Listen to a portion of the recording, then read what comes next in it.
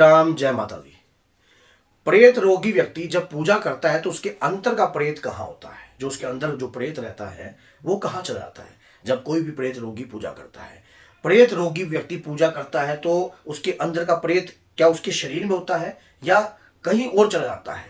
आज की वीडियो बड़ी इंटरेस्टिंग होने वाली है। कई बार हमें लगता है कि हम पूजा कर रहे हैं तो हमारे अंदर शरीर में कोई प्रेत नहीं है, हम ये सोचते हैं, हमारे मन में ये भ्रम होता है कई बारी। अब मेरे साथ कई लोग मेहंदीपुर बालाजी भी जाते हैं तो वहाँ पर अगर किसी को सवारी नहीं है तो वो सोचता है कि मेरे अंदर प्रेत नहीं है, मेरे ऊपर कोई चीज़ ऐसी नहीं है कि और मैं इन चक्रों में नहीं पड़ना चाहता। देखो, प्रेत अगर कोई प्रेत रोगी व्यक्ति पूजा करता है तो उसके अंतर का प्रेत जो है कहीं नहीं होता, उसके घर में ही होता है, घर से बाहर नहीं होता है।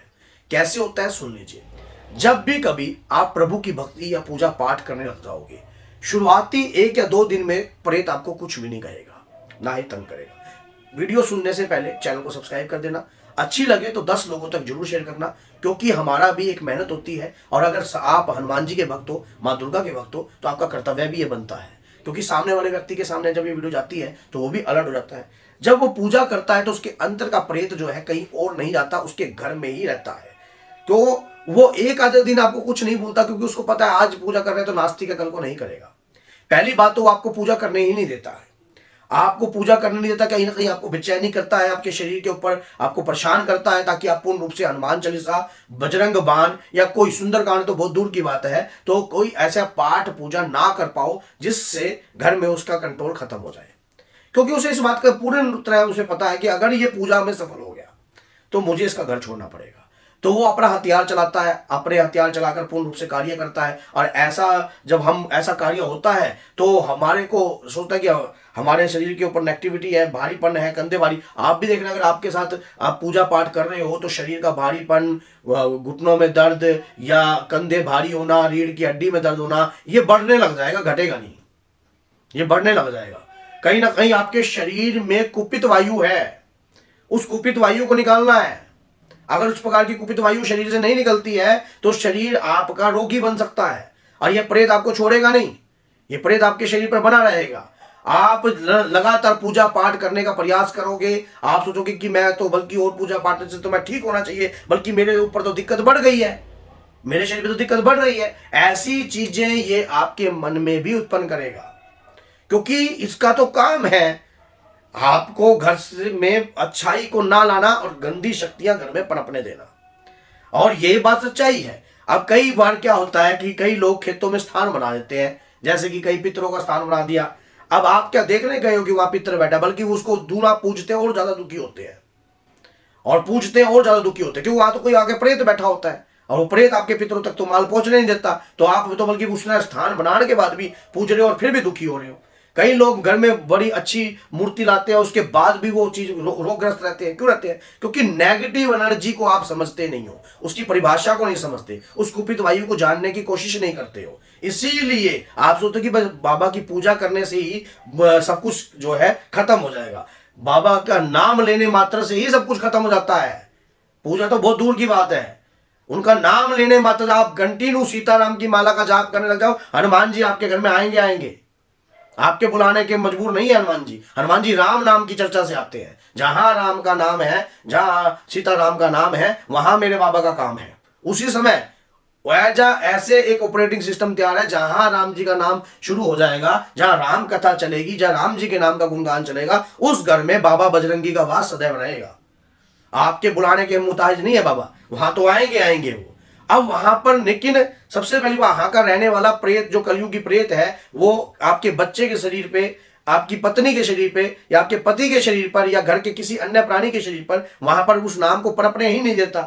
क्योंकि उसको पता कि अगर इस घर के अंदर सीता नाम की माला का गुणगान हो गया, या कहीं ना कहीं हनुमान जी को कलयुग में कौन प्रेत भी जानते हैं, प्रेत को भी पता है कि हनुमान जी कलयुग के राजा है, प्रधान रूप के देवता है, उनके साथ प्रेतराज सरकार चलते हैं, उन प्रेतों को भी पता होता है। तो उसी समय जैसे ही आपको घर में आपने नाम लेना स्टार्ट कर दिया तो वो प्रेत आपके घर में जो है अपनी नीतियों को खेलता है। फिर आप सोचते हो कि घर में कोई मैं मंगल कार्य कर दूं, कोई पूजा पाठ करूं, या कहीं से लाख रुपए आपके घर में आया, 2 लाख आया है, तो पहला ही वो प्रेत बैठा है, अगर ये पैसे में बरकत हो गई तो ये मेरे बेटे चढ़ती कला में आ जाएंगे, और इनको लगेगा कि भगवान की पूजा करने से चढ़ती कला हो रही है, तो इसलिए इनको घेर दो। वो पैसा कोई बीमार हो गया, फटाफट वहां लगवा दिया, कहीं और बीमार हो गया, अब उस पैसे में बरकत नहीं उत्पन्न हो रही है। अब बरकत नहीं उत्पन्न हो रही है तो वो प्रेत ही सब कुछ आपके घर में कर रहा है, वो कुपित वायु दिखाई नहीं दे रही है। 21 ग्राम वजन है उसका, वो किसी के शरीर में झुम झुम झुम झुम करके बैठ जाती है और घर में कलेश उत्पात मचा देती है। जब तक हमें ये बात समझ में आती है तब तक तो बहुत समय निकल जाता है, तब तक तो काफी देरी हो जाती है। तो ये वो चीज वो तो चाहते हैं ही नहीं कि आप इन बातों को समझो।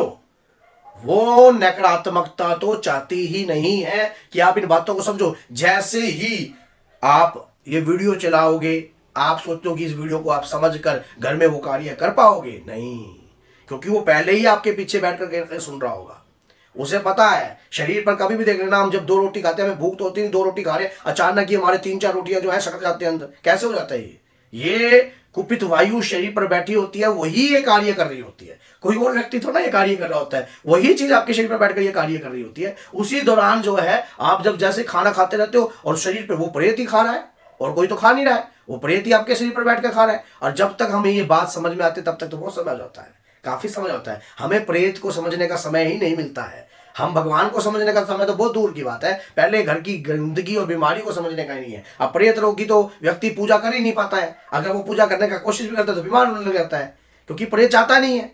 ऐसे व्यक्ति के उपचार के लिए मेहंदीपुर बालाजी में हमारा दरबार लगता है। आप हमारे से संपर्क कर सकते हो, हम बालाजी जाते हैं और हम दरबार भी हमारे स्थान पे भी लगता है, तो संपर्क कर कर इस प्रेत आत्माओं से छुटकारा पा सकते हो। नहीं तो इन प्रेत आत्माओं को कन्वर्ट करवा कर सही रास्ते पर चलवा सकते हो। तो ये नहीं है कि ये संभव नहीं है संभव। अगर आप सच्ची नियत से जुड़कर कार्य करते हो तो हर कार्य संभव होता है। और यही चीजें यूट्यूब पर तो बहुत सारी चीजें आपको प्राप्त हो जाएंगी, लेकिन सही मार्गदर्शन देने वाले कोई कोई होते हैं। तो सही रूप से अगर आप वाकई में चाहते हो, इनके ऊपर पैसा खराब करने की जरूरत नहीं है। कभी आप सोच रहे हो कि पैसा खराब करो, नहीं नहीं नहीं, इनको समझने की जरूरत है। जब आप इन चीजों को समझने लग जाओगे, जब आपको लगेगा कि वाकई में मेरे घर के अंदर इस प्रकार की अवस्था है, इस प्रकार की नकारात्मकता है, तब आप उस चीज को हटाने का पूर्ण प्रयास भी करोगे।